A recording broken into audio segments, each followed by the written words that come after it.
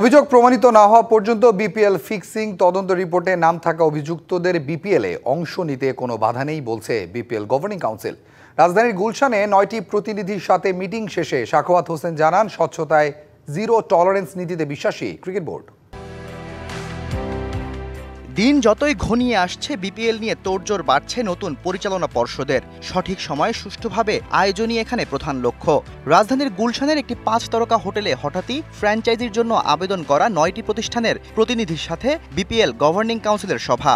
আবেদন পড়েছিল 11টি, তবে সভায় থাকতে পেরেছে 9টি প্রতিষ্ঠান, যারা এরই মধ্যে 2 কোটি টাকা আবেদন ফি জমা দিয়েছে।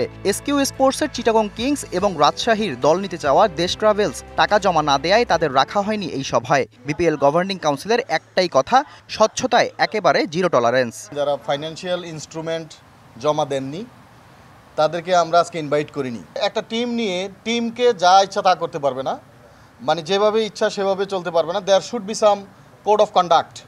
সো আমরা কোড অফ কন্ডাক্ট বোর্ড থেকে ঠিক করে দিব, সেই কোড অফ কন্ডাক্টে তারা টোটাল গেমটা পরিচালনা করবেন। তবে আসন্ন বিপিএল নিয়ে যখন এত তোড়জোড়, সেখানে আগের বিতর্কই এখনো সমাধান হয়নি।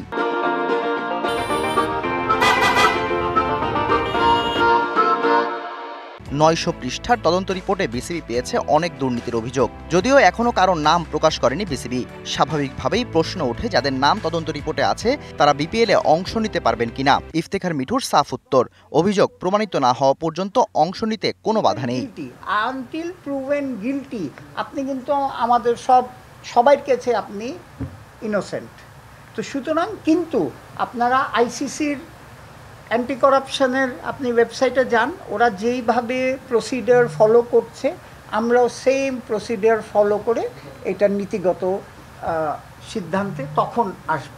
গেল বিপিএলে সবচেয়ে সমালোচনা হয়েছে ক্রিকেটারদের পেমেন্ট ইস্যু নিয়ে। এবার তাই এই বিষয়ে বেশি সতর্ক বিসিবি। নিয়ম অনুযায়ী পেমেন্ট দিতে ব্যর্থ হলে ব্যাংক গ্যারান্টি থেকে পুরো টাকাই পরিশোধ করবে বিসিবি। ব্যবস্থা নেবে ফ্র্যাঞ্চাইজির বিরুদ্ধেও।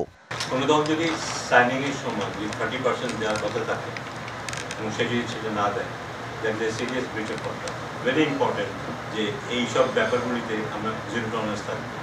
তাকেও কিন্তু 5 বছরের জন্য চলতে হবে।